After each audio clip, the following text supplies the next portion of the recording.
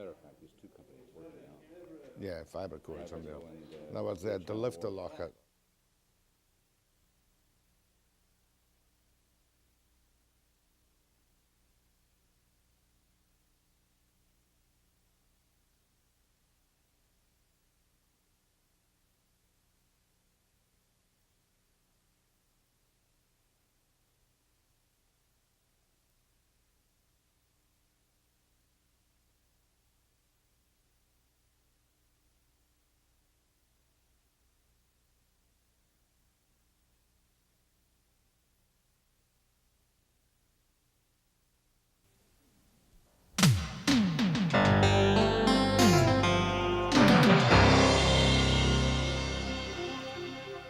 The federal government, good evening, the federal government is bringing down the hammer on the maritime employers in British Columbia and on the I.L.W.U.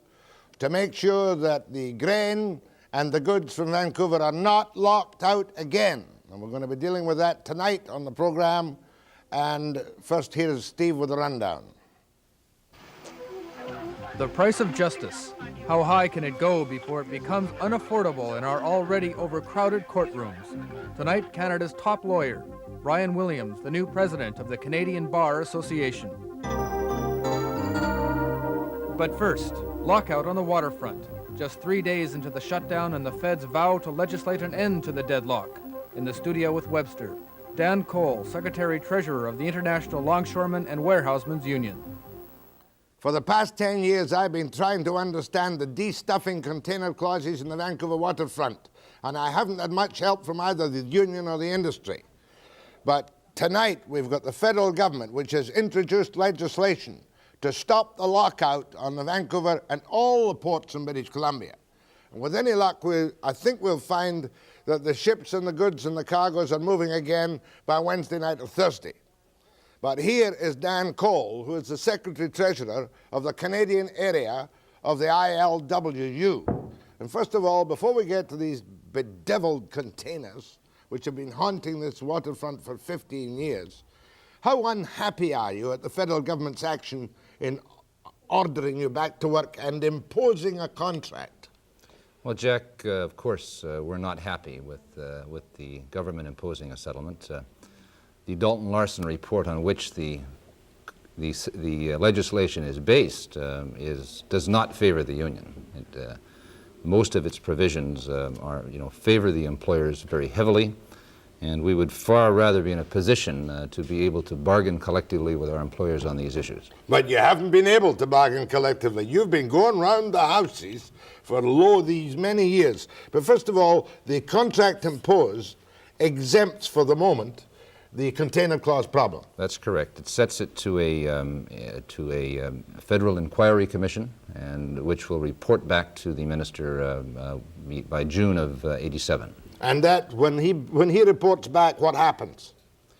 When he reports back, it's a binding. His report and findings will be binding on both parties. Binding arbitration. That's correct. That's pretty tough going. Now, as far as the other elements of the contract are concerned, when does that contract run till? It runs until the end of 1988. It's a 3-year contract from the time our contract expired on December 31st, 1985. How much money do you get in this contract? Very little. It's about a 3% wage increase over the 3 years. By and large, can you live with the imposed contract setting the container clause aside for the moment? Well, I mean, when Parliament acts with all their might, it really is difficult to say, to answer the question of whether or not we can live with it. Of course, we are going to have to live with what Parliament does. We don't have to be happy with it. So therefore, the moment the royal assent is given, after the Senate has put its rubber stamp on it, you will all troop back to work. We will take the positions that have been put forward. We'll look at the legislation. We'll take it to our bargaining caucus and to our memberships and explain the situation, and then there'll be a return to work. Now we come to the container clause. I have been led to believe by Cunningham and many others, mostly on the employer side, that Vancouver in '84 lost about 84,000 containers which went into SeaTac because of this de-stuffing of containers in the waterfront, which is apparently part of your current contract. Is that true? It's correct that there is There's thousands of containers that are being diverted to the ports of Seattle and Tacoma. No question about that, Jack. The freight forwarders that control the movement of the goods demand that those containers be delivered intact to their doorways. The problem that we have is that we have no guarantee and there's no assurances that if the container clause was gone tomorrow that those containers would come back, and there's a number of reasons for that. Vancouver has got some serious problems as a port. And, you know, between Seattle and Tacoma, you've got 31 container cranes and a tremendous amount of backup space to handle containers. Vancouver's got 5. Van Term, the major terminal, has needed a new container crane for about 3 years, and it's not forthcoming yet. It's promised to be there. We don't have the facilities we need. We need at least 3 more cranes, so 1 at Van Term and 2 at Center. That's part of our problem, but let me get it quite clear. The container clause applies only to the city, to the Port of Vancouver, and it says that where a cargo is not a total cargo going to an owner, it must be destuffed on the waterfront and repacked, handled twice. No, that's not correct, Jack. The container, goods from a container are handled only once. It's just a matter of who does the handling, whether it's done on the docks by our members or done in Richmond by other people, Richmond or Annacis Island at the facilities of the freight forwarders. Larson says that in the result under the destuffing clause, container cargo is handled twice, once on the docks and once in the warehouse. Well, Dalton Larson, unfortunately, doesn't understand the waterfront that well, and that statement is incorrect. Right, now the freight forwarding agents, and I had one on, sends his stuff through Seattle because of your destuffing clause, right? That's correct. What he does is, a freight forwarder is a guy that really doesn't have any investment here for the most part. He, in the port itself, he consolidates cargoes in the Far East, and he goes to a shipping company and he tells that shipping company, you deliver these containers to my facilities intact. I don't care where you bring them, how you bring them, but you deliver them intact. And what happens is that the shipping companies, if they want the business, of course, they comply with that, and they have to move, at this time, they move those containers through Seattle. Now, the problem that we've got is that there's no guarantee that those containers are going to return. And that's because of the economics of the thing. The Port of Seattle has made it very clear. They've said they're going to be very responsive to whatever Vancouver does in removing the container clause. And that means that they've got a marketing strategy in place to keep the diverted containers. So the Vancouver Longshoremen have got a situation right now where they could give up their container clause or lose it somehow, lose the work we know we've got with no guarantee. It's buying a pig in a poke. But Larson suggests a financial formula of some kind whereby you would be paid for the containers you lost. Well, first of all, our members are interested in work, not formulas and not guarantees, because it's work that we want. And we understand one thing, even in a paid guarantee that an employer in fact had to pay, eventually that comes off of our wage line. Somebody has to pay for it, and it would mean less benefits in other areas. We're looking for the work. That's our concern. But you make the point to me quite clearly that the American ports, SeaTac particularly, are on their toes to attract all the containers they can, regardless of the destuffing clause. Exactly. Exactly. They plan to keep the work that should be coming back to Vancouver, that validly belongs to the Port of Vancouver, even if the clause were changed. But you will concede that the destuffing clause as it now stands does encourage freight forwards to ship elsewhere. The facts are indisputable that there's cargoes diverted. The whole question as to whether or not they're going to return to the Port of Vancouver is the thing that's in question. And no doubt about it, we need port development in this port. We need some real autonomy that was guaranteed by the Canada Ports Corporation. We need the establishment of a port user committee by the people that are directly involved in this port and know what needs to be done in the policy-making decisions of the port. And we need assurances from those shipping lines who say they are concerned about the port, and from those freight forwarders who say they are Canadian nationalists. We need assurances from them that they're going to use our ports. You don't have them. We don't have them. Matter of fact, a lot of stuff is going out on American rail lines. CN is sending stuff out on American rail lines through Burlington to Chicago. That's right. They're bypassing the Canadian rail system completely, Jack. And I want you to understand that the Port of Vancouver, if it can develop the way it should, has got a tremendous potential, because Canada has natural export cargoes right across the 4 western provinces in lumber and grain and pulp, paper and metals and so on. And every year, 5 million containers, loaded containers, arrive on the west coast of North America and that are distributed throughout North America. 3 million of those approximately return to the Far East for their next load empty. Now, if Canada can get their act together with the railways, ensuring that they can handle the volumes that we're going to be having in future years, if they can assure us that they can do it at rates that are competitive with that massive American double-stack train system, you know, where they stack containers too high, then there's a great future of the Port of Vancouver. But what we see happening, if that doesn't happen, all across the 4 western provinces, we'll see our export cargoes that should be moving through Canadian ports. We'll see them seeping across the border onto that American double-stack system and out through American ports, and that's going to be disastrous for Western Canada and for the jobs and creation of jobs here. That's a very good picture, as a matter of fact. The thought of 3 million empty containers being taken out across the Pacific and elsewhere is obviously a vast market to be exploited and developed. Now, meanwhile, you're going to fight against this interpretation by the maritime people that de-stuffing is in itself bad in this basis in Vancouver now. What we're going to do, Jack, and we've started a public awareness campaign on this issue, and we call it developing a major port, a world-class port for Vancouver.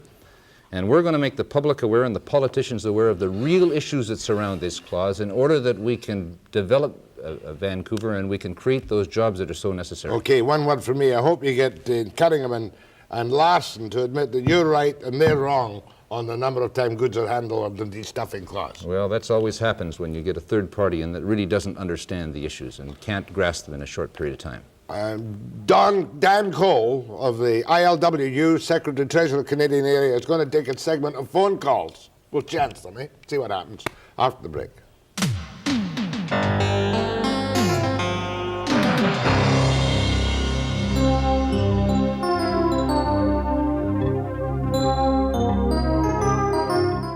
Just before I go to the phones, one thing I know for sure, Mr. Cole, is that no matter what traffic we have, we'll always have lots of good grain traffic out of the Port of Vancouver.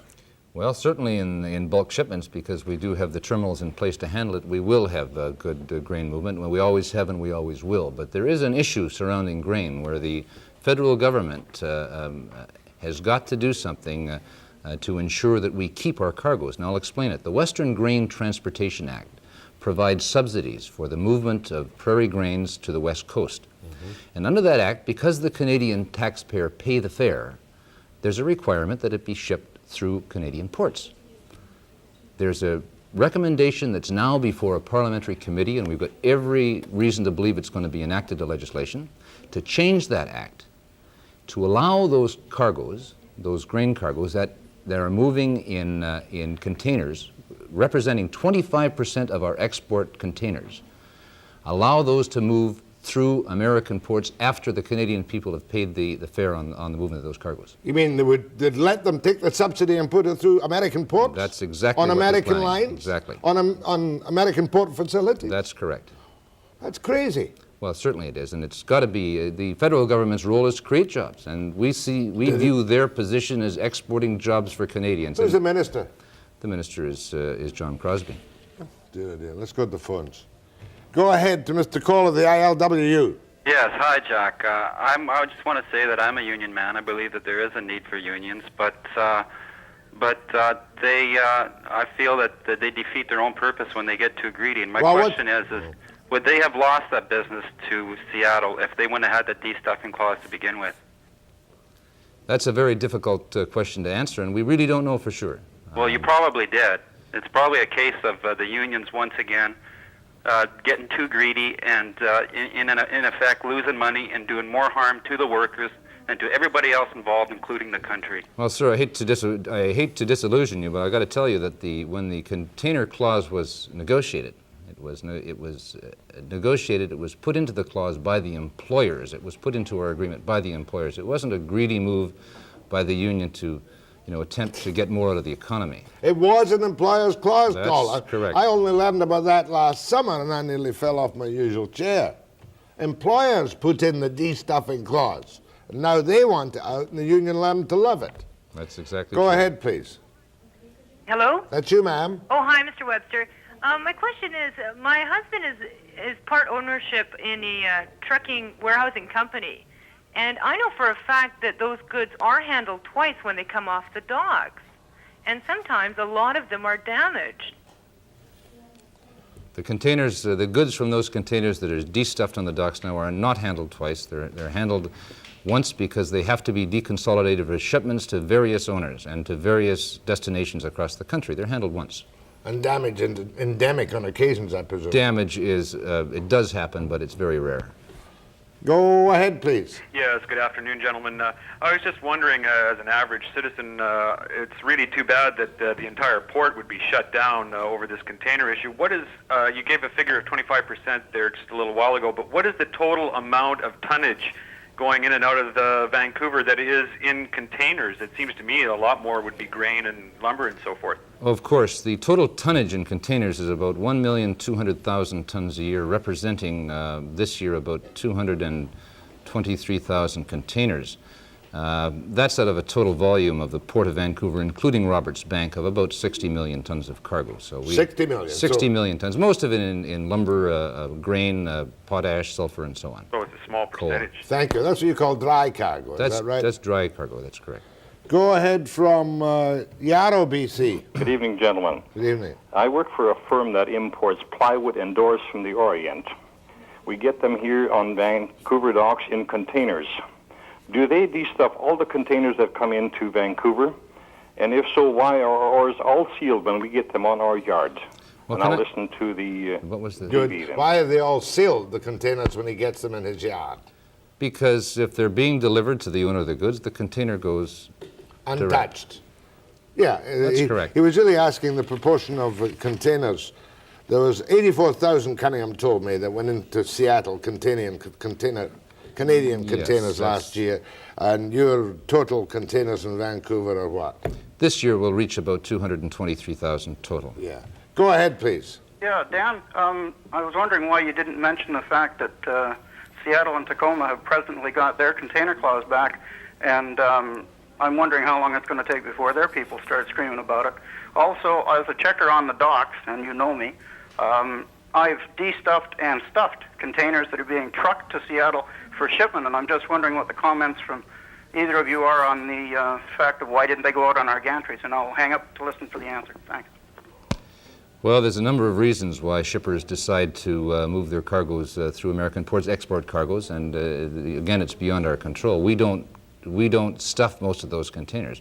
It's interesting to note, and it might be interesting to note, that the American longshoremen have as a result of a Supreme Court decision stating that a container clause is a valid method for longshoremen to preserve work, have been granted their clause back. Now, it's a different kind of clause. I thought you just had that under appeal at the moment. You haven't had the decision No, the yet. decision's been down. On the Supreme Court decision on the East Coast, on the West Coast, the National Labor Relations Board made a similar decision covering the ports from Alaska to San Diego.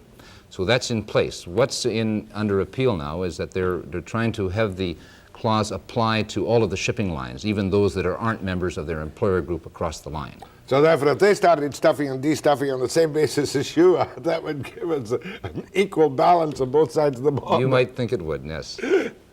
Go ahead, please. Hi, Jack. Hi. I may make a statement as a person in the transportation industry. Right. You know, somebody's tossed a red herring in here somewhere on this destuffing clause. Most of the containers go off the dock intact.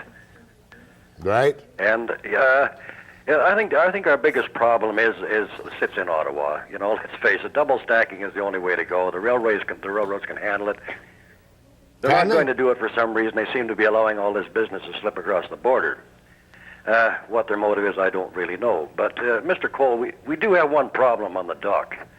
That's the bringing in and taking out of containers, the tie-up at the dock itself. Why don't we stagger our shifts here, say men starting at 7 o'clock in the morning, working till 4, working through a lunch period, you know. This way you're going to move maybe 50 containers off the dock on that lunch hour tie-up. You know, things like this that could speed up this production. Well, you've got trucks backed up outside for 2 and 3 blocks in some instances. And, you know, it's taking you 2 hours to get through and an hour to get out again. So, you've lost your profit on the deal. That's a very good point, and those provisions for the staggering of shifts are in our collective agreement, and they can start at 7 o'clock for the loading of trucks and finish early and work extensions, and they can also They can also work the meal periods and so on. So that's all in place. Now, what has happened at Vanterm, and that Empire Stevedoring there, has just spent $12 million on a new, what they call a rubber-tired gantry system that's going to double their volume of handling containers. And once that new system is in place, and if they can get a new container crane, we know that the volume that can be handled over that terminal alone it can be much greater than it is now. But what he's saying, if there is not proper shifting available under the union agreement, the people who don't do the proper shifting is the management of the port. We have an operation that works 3 shifts a day, 7 days a week, and the provisions are there for extensions and for early starts and so on. Go ahead, please. Yeah, I'd just like to say that I think you guys are standing in the way of us getting any more business. I hear that one of the biggest problems was employee theft. That a lot of companies don't like shipping through Vancouver because the employees steal so much. Now I'm going to hang up. Well, we do, and I think that if anyone wants to check with the Vancouver Port Police, they'll find that there is a very, very little pilferage on the Vancouver waterfront. Well, anyway, you're now into what looks like legislated back to work, a legislated imposed contract till 1988, and binding arbitration on the container problem by the middle of 1987. So you're going to try and convince the members of the House of Commons to put in the proper container solution and not the one they seem to have in mind from the Larson report. Jack, as part of our program, our public awareness program, we have delivered to every member of Parliament the complete story on the container clause so that they fully understand the issue, and that when they come to deal with it, when a binding recommendation comes down, they will have the facts to deal with it, and possibly they will then be able to put the pieces in place to ensure that we get development of the Port of Vancouver and that we get the jobs that are so badly needed here. Could I please be a little critical of the whole waterfront people and saying it's taken them 10 years to start to talk about the container problem? Well, it may be a little late, but at least we're doing it, Jack.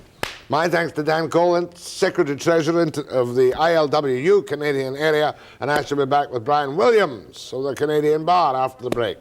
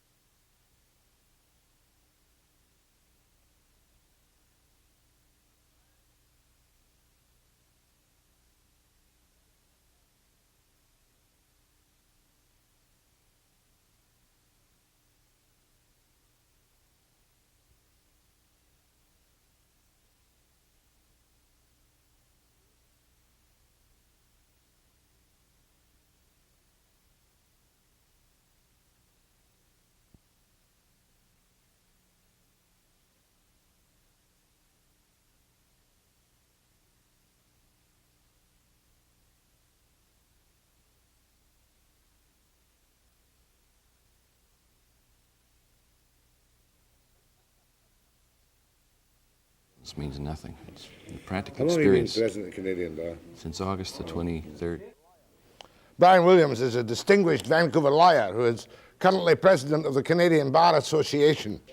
You may remember him more recently from the Wilderness Committee set up by the provincial government, but I promise not to raise it, mention, or nag you about it tonight, Mr. Williams. I merely want to start you off by saying that I read in a learned journal that the Canadian Bar Association is the kind of Rotary Club of all the lawyers in Canada. Well, that's got to be the remark of a bitter journalist who's trying to make comparisons that aren't accurate at all. Fair enough. Let's get down to business. And I know you've got many heavy topics, but I want to do a human thing. What about that poor Rosa Becker? We're going to talk about the high price of justice. That poor Rosa Becker, the famous farm case, where with complications she got half of a certain amount of money, half of 150,000 was her award.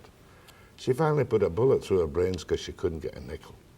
Is that the kind of complications that we must suffer under because of the exceedingly slow and expensive legal proceedings in this country? Well, it's certainly a terribly sad story. It's a tragic story, and I think that in part that's true, that the system has let us down. Now, I don't know, it's difficult for me to comment on the specific facts of that case because I don't know them, but if we say hypothetically that a lawyer took 11 years to get a judgment for $150,000 and then she only recovered half of that because of the way he hid his assets. Well, not the lawyer, but the parties involved. That's right, the ex-husband or the whatever. And then he took, for his fees, the first monies that came in, which he may well have had a right to do under his contract with her. It says something about the system that's shameful. And I think there are two issues that arise there. The first is, why is it that after you've got a judgment for $150,000, it would take so long to collect it? And I'm afraid the answer to that is that people can hide their assets. You know, they can sell it off, transfer it to someone else, and then you have to go through a new proceeding to set aside the transfer. How it took 11 years, I have no idea. Yeah, but it's many people there are many cases settled out of course and whatnot, and intelligent couples will occasionally come to an agreed division of what spoils they have. Yeah, but quite often in a family law situation like this, there's no way they want to be reasonable. They just get locked into a fight. But the other issue that raises here is the lawyer apparently took the entire amount and left her, if the facts are so, left her penniless. All I can say is that he may have had a contractual right to do that, and I can't criticize him, I suppose, but I think most of us would have not done that. And I remember a case about 20 years ago, which you got me involved in, where a lady had suffered the loss of her summer home to pay the lawyer's bill. And we went after him, and that was given back. And I think that most lawyers, I think, in that situation would perhaps take part of their fee and leave part for her. Oh, yes. Maybe that's what got me started on this track, was you turning that case over. One mustn't castigate all members of a very honourable profession, but the public nowadays is almost inured to the fact that justice, especially in the civil courts, is terribly expensive. And delay. Now, is it that perhaps that it's going to be a little bit cheaper because we're graduating too many lawyers from too many law schools, so many of them that many of the kids can't get articles so that they can properly qualify? Well, there's a temporary problem, I think, of what's been described as overcrowding, but I don't think that's the problem or the cause of the thing. I think that we have developed a system over the years that has become more and more cumbersome, and that it is high time we took a close look at it. In fact, the Canadian Bar, in conjunction with the Canadian Judicial Council and the Law Reform Commission of Canada and the provinces, have established a project that we've started on to do that. We've got to cut down the cost of litigation so that people can afford it. It's got to the point where to resolve a dispute now it takes so long and costs so much that people are fed up. We've got to do, and the lawyers have a role to play in this. Mm-hmm. Now, in the Canadian Bar, would you regard that as an organization which should be in the forefront of fighting for civil liberties? Yes, I think so. In the sense, when you say fighting for, in the sense of we have a civil liberties section of the bar, which these issues are handled by. They don't take cases. I mean, the Canadian Bar doesn't take cases. The legal aid system's supposed to do that. You see, really, I'm backing into the Charter. With all due respect, deference, humility, and whatnot to all of the magnificent judges in this country, one sees some Charter decisions that seem to be quite crazy. And one sees some legal decisions, like on the interpretations of C-49 on the prostitution, where Parliament writes a perfectly clean law that when you try to sell sex on the street, it's an offence. But all kinds of judges say, oh, they were only talking about money and the weather, and that didn't mean an intent. And the police's efforts to clear the streets of hookers are totally frustrated because of these odd judgments which seem to follow the whim of individual judges. Well, I guess, my point? Yes, you make your point, and I think that there are some judgments that you can describe as being a little off-center. But the difficulty is it's going to take us a few years to get the Charter. We're not used to Charter like they are in the United States. We're not used to these basic rights being paramount. And so some judges haven't yet accustomed themselves to thinking that way, and I think it'll take us maybe 5 years or more before we get to the point where maybe we should set up some judges somewhere as a special Charter Court of Appeals so that when one case comes down affecting the whole country, that we get it dealt with quickly, wham, bam, and then all the judges can follow the proper rules. Well, there is a suggestion that we should set up a separate charter court. I don't know if I'd favor that. The trouble is when you have a limited number of judges, one or two judges dealing with in that narrow area, if they become seen as being biased one way or the other, you're stuck with them. And one of the values of a broad bench is that they learn from each other. There's a collegiality. I mean, so many pre-charter antediluvians like myself, when I see a suggestion that people should be submitted to mandatory drug testing, especially if they're, for instance, airline pilots or in some sense of their job, I say, sure, test them. And I'll bet you the charter says, no, you don't test them. Well, that's an interesting point, because I don't know what whether there'll be a charter test on that, but it certainly is a charter issue. But let me say this, Jack, that as far as nobody could fail to recognize the social problem that drugs are causing. It becomes a matter of competing interests. Are you prepared to kind of throw the baby out with the bathwater to solve it? Are you prepared to say that everybody that gets in their car has to be drug tested before they drive because they're dangerous? And that's the problem with it. So I would say that you're quite right. On a subjective basis, there are situations where a person should be subjected to a test if there's a valid and compelling reason to do so, but not as a general policy for employers. Now, we talked about the high cost of civil law. How are we doing across the country on legal aid? I know it's been radically cut back in British Columbia. Or will the charter demand that everyone who has no money gets supplied legal aid at the cost of the taxpayer? Well, anyone who has a charter case which is a valid test of the charter is certainly going, on the criminal side, is certainly going to be able to get legal aid. But you asked the earlier question about legal aid and across the country. It's hard to know what to compare it with. Some countries seem to be more civilized, I suppose, than others in this regard.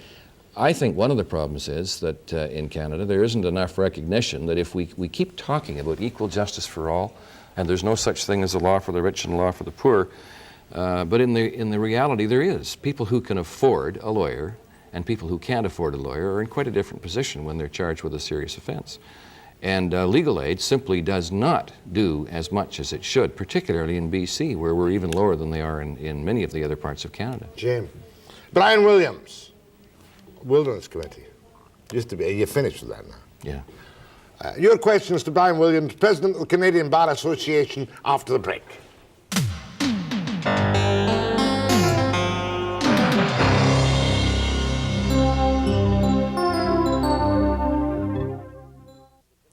Bryan Williams is President of the Canadian Bar Association. Thousands and thousands and thousands of members. 35, is it? 33, yeah. 33,000 members. Go ahead, please, to Bryan Williams. Hello there. Yeah, I've just got a comment to make about the costs of a lawsuit that has cost me a lot and my parents a lot. Back in 1976, at the age of 15, I was stabbed by a counselor in training at a camp in Ontario. The guy that stabbed me was convicted of wounding, and I went on to sue the camp and the fellow that stabbed me. I took them to court, the camp and this fellow, and I wasn't successful for suing for standard of care against the camp, but I did get a judgment against the guy that stabbed me. How much? Now, this judgment was for $75,000. Since then, the camp was awarded costs from me, and I was awarded costs from the guy that stabbed me. I haven't received a dime. It's cost, like I said, $50,000, and where do we stand? What's the next thing? I mean, we couldn't have done anything if my parents didn't step in and pay for this thing, and I just don't think that the whole thing's fair. Is it possible to make a comment on that case, Bryan? Well, let me deal with it hypothetically. There are cases like this poor gentleman's case where you get a $75,000 judgment against somebody who doesn't have the money and you can't collect it. And it seems like, it says in the end of that Becker story, it's almost a joke. And I'm afraid that it seems to be a terrible thing when that happens. I can only say that the judge must have decided the camp was not vicariously responsible, meaning they weren't responsible for the acts of the member because he'd acted out on his own. But that is a problem. How do you collect off someone who doesn't have money? That's really the answer to it cost all that money to prove the case and try to collect the judgment, and none was collected. And I don't know what the answer is. That's the system. I don't know how we can repair that. Yeah, so now you're at the end of the road and there's nothing you can do. Well, yeah, and my opinion of the whole thing, though, the money that was spent and collected by spent by me and collected by the lawyers involved. I mean, these people, this guy's parents spent money to fight. Oh, I know, and I thank you, sir, but nothing much we can do about that. But Just one comment on that. The problem that lawyers faced with, and what this gentleman's faced with at the outset, is that he comes in and says, I was stabbed and that man did it. So you have to commence an action, you have to go through all the proceedings. It takes a lot of time and a lot of money and a lot of cost to get to the end. Then you get to the end and there's no money. So you can't really blame the lawyer if he's asked to take the case on that basis. He can't guarantee the payment of the judgment. So it's not really the fault of the lawyer, but it seems bizarre that a system would work that way. I'm afraid that's the way it is. Somewhere along the line, though, the plaintiff has got to make a value judgment if it's worth pursuing that person who has perhaps obviously no money. Well, that's right. But this is a whole new trend. In the good old days, you got stabbed and you recovered or you died. And civil actions didn't follow very often, did they? No. 20, 25 years ago. Not very often. They don't follow all that often now. Yeah, tough one. Go ahead, please.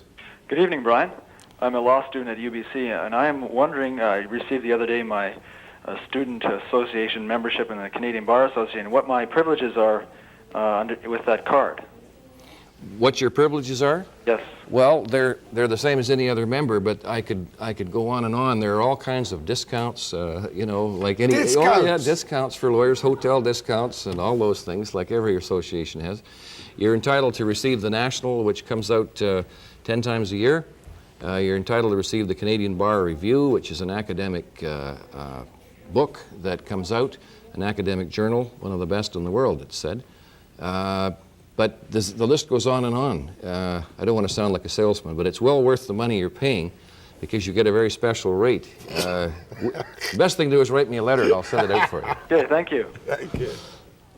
Go ahead, please. Yes, hi, Mr. Williams. Hi, Mr. Williams. Hi. I'm glad that you are on tonight. I have a question. When you made the comment of cases taking so long when it does come before the court, and in this particular case, it's a Supreme Court judgment that is in question. It goes into the registrar's hearing. Once the registrar's hearing is complete, what surprises me is your comment of if an individual, if he is able to hide assets, he can do so. Is there anything to prevent somebody from doing that? In other words, when you have a prominent businessman in the city, once you go into the registrar's hearing, there are ways and means that he is able to hide certain assets. If you have found out about those assets, can you not get an order and have it dealt with immediately before the judgment is completed? Oh yes, I didn't mean to. How? Well, there are a number of ways. One of them is called a Mariva injunction. If you have reason to believe that assets will disappear, you can get an order of the court freezing those assets. Now that's a complicated procedure, and we don't have time to get into it. There are people who are about to abscond. There are things that can be done as interim relief to secure them. All right, I need to know how. Well, and it's who I talk to. In other words, I'm involved with a lawyer through the legal aid, and I'm feeling very uncomfortable with that. Well, may I suggest that you talk to the lawyer that you've been dealing with and mention to him the word Mariva injunction and ask him if it's possible for you to get one of those, and ask him, if not, how else can you do it? You know, I could keep you here for 1,000 years asking everybody's complicated legal stories. It never gets any easier. Go ahead from Rossland. Oh, yes, a question for Bryan. You mentioned earlier in the program that lawyers must become involved in the process of cutting down on the time-consuming and the high expense of litigation. My question is what sort of incentive is there for lawyers and the bureaucracies that work around them to, in a sense, trim their own fat in the case in point that you opened with? Well, first of all, there's a little bit of a misconception here. You know, if you're dealing on a big case, quite frequently, the lawyer will do better if that case can be settled than to have to spend a long time in court, because the longer the case goes on, the more costs are being built into all of the proceeds. And unless there's an awful lot of money, it isn't really worthwhile. So there isn't really an incentive on the part of a lawyer in most cases to want to drag the thing out. But leave that aside for the moment. What I said was the Canadian Bar should get involved, because we have a responsibility, as do the justices and as does the Law Reform Commission and the government, to try to do something about cutting down the cost and the delay of litigation. That's what I meant. Yeah, it's not easy. Are you people always totally in favor of, what do you call it when you take a commission? What do you call it? I come to you and I've got $1 million, I think I've got Oh, $1 you million. mean a contingency fee. Well, you know... Is that now quite legit? Oh, it is, and I think practically every province except Ontario. It's used more in BC and I think Quebec than it is in most provinces. But yes, the contingent fee is good news and bad news. If you look at the Becker case, she'd have been better off with a contingent fee because he would only have been able to take, say, 20% or 25% of the money recovered, and she'd have got the rest. On the other hand, a contingent fee can be bad news if you have a $2 million judgment that comes fairly easily and a lawyer's got that thing signed up to, say, a 30% contingent fee. Or even a 40% or even contingent 40%. fee. The only thing is on the contingent fee, there's a clause on the bottom that's got to be there. Every person has the right, even though they sign it, to go and have it reviewed by the judge. And if somebody tried to charge 40% on a $2 million judgment, it would soon be cut down. By the judge? By the judge. Well, quite fascinating. Let's take one more call to Bryan Williams. Go ahead, please. Oh, good evening, Mr. Williams. Now, the question Hi. I have is concerning equality before the law. While the prosecution can spend exactly how much money it wants of taxpayers' money to prosecute a case, a criminal case or a civil case, the actual person defending that has got to apply to legal aid, and legal aid then decides just how much he's allowed to spend in defending his issue. He's not allowed to call. He's not allowed to call witnesses if he can't afford to call them, or if it's decided he's not allowed the money to call them. So how is he supposed to get justice in this respect? Well, that's a very good question. If legal aid were adequate for the needs, in my view, that very question you're raising could be resolved. But legal aid does its best to match the prosecution with the resources it has, but it's a long way from perfect. I agree with you. Thank you. And I must finish on the one note. Were you happy, President of the Canadian Bar, to see our government allocate $350,000 to pay the legal fees as an advance order legal fees of Mr. Sinclair Stevens? $350,000. That was good legal aid, wasn't it? If they were prepared to give that same kind of money to legal aid for other people, I'd be happy, but we'd all be broke. My thanks to Bryan Williams. I'm going to do something different in the final segment. I was going to have Campbell or somebody on tonight, and I thought, no, they're exposed to death. But I want you to tell me what gave Campbell the victory and what gave Rankin the defeat in a free-for-all for the last segment of the program. So if you're not on that topic, hang up. And those interested in telling me what won Campbell that smashing victory in the election on Saturday night after the break.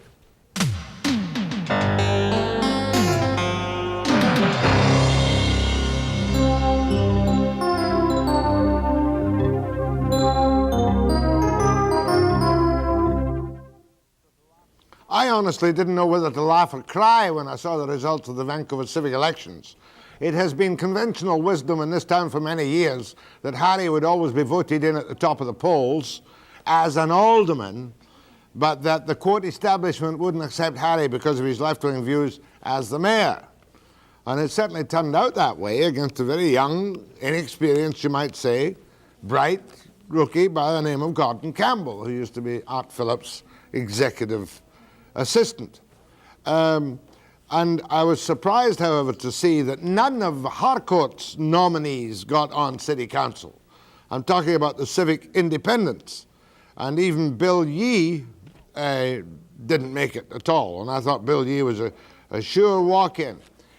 If I have any disappointment about the result is it's almost a little too strong. You know, first of all, we had the whole school board full of Cope. Now we've got the whole school board full of the NPA. And the NPA on its track record, of course, always appears as a kind of social credit, accepting social credit unashamedly and quite totally accepting. And you do need some people in the middle who are going to apply their common sense and stand up for Vancouver. But like, as I say about Van der Zalm, you've got to give him a chance. And as I say about Campbell, he's certainly earned and developed a very good chance. I could keep going for 10 minutes, but I won't. I'll take some calls. Go ahead, please. Jack, he looked very determined. He had a smile on his face, not unlike Van der Zalm, but he looked like he was a very determined young man. He's got a little bit of charisma, there's no question about it. And Harry Rankin appeared to be just a cantankerous old man, and that's why he lost. Fair enough. As a matter of fact, when Harry was on here, I didn't recognize him. He was so pleasant. Mind you, I sat them down before the broadcast, the last one, and said, look, let's have an intelligent discussion on this occasion. Because I've been through the mills with Harry and others over the years. Go ahead, please. Yes, I think Harry Rankin's his campaign was very badly handled. They portrayed him as a kind of a bumbler with him running down the beach, and then calling him a legend in Vancouver sort of turned off a lot of people. He came off as rather pompous, I think, and his whining at the end of the election certainly reinforced, I think, the belief that a lot of viewers had that he's the wrong man for the wrong time. Fair enough, thank you. Getting some sharp opinions. Go ahead, please. Yeah, Jack, I think maybe there's a municipal smile as well as a provincial one. Or I could put it this way, that there's a municipal overwash left over from the provincial deluge of October the 22nd. We know, you and I, it's the same social credit machine. And I would agree with you that the results are very unhealthy. They are unhealthy. They're almost too strong. I don't know if any of the big boys from Victoria were actually involved in the machine. But it certainly, they spent more than $300,000, which really quite shocked me. You know, to raise that kind of money must have been easy because of the social credit victory. Go ahead, please. Yeah, hi, Jack. I think Rankin's loss was due to his arrogance, and I think Campbell's winning was due to better funding and a lot more charisma. And modesty. Yeah, I think that too. Fair enough. Thanks very much.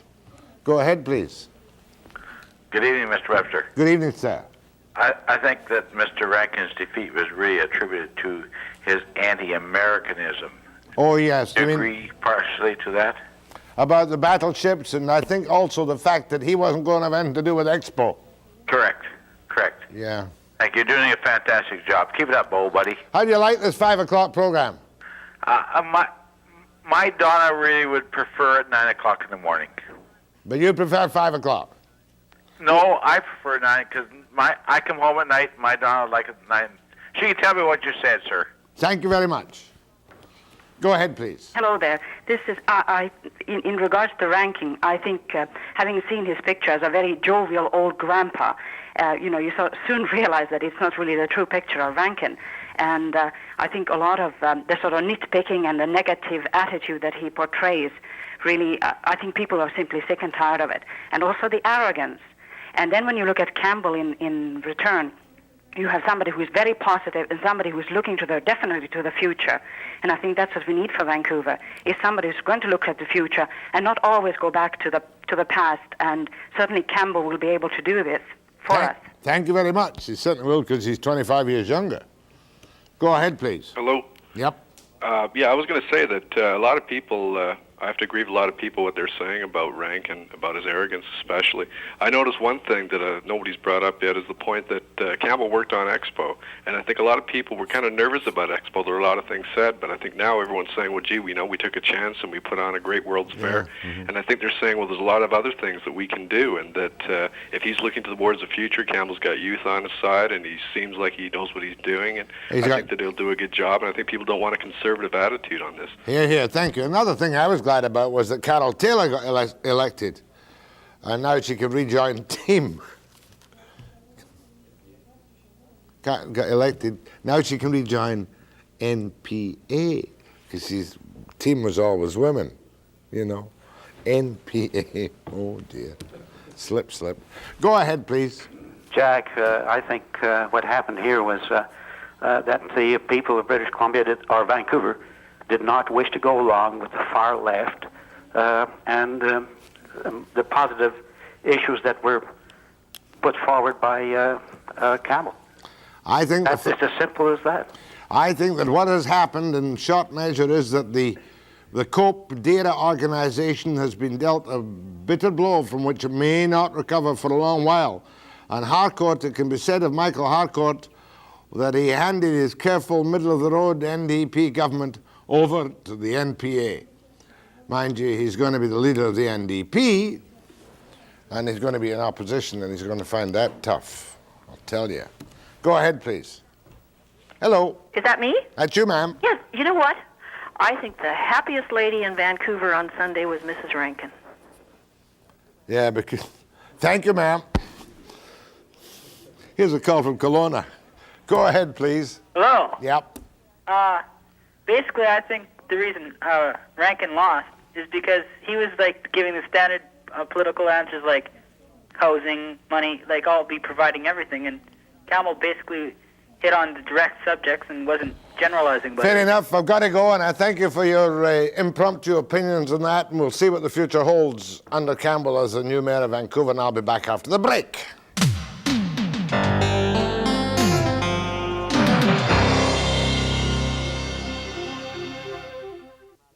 When I was a young married man, we just brought up our kids. Now you can't do that. You've got to be an expert in parenting. Tomorrow night, one of North America's top experts in parenting, whatever that means, Virginia Satir from Palo Alto. Webster, 5 p.m. Stay tuned for Tony and the News Hour.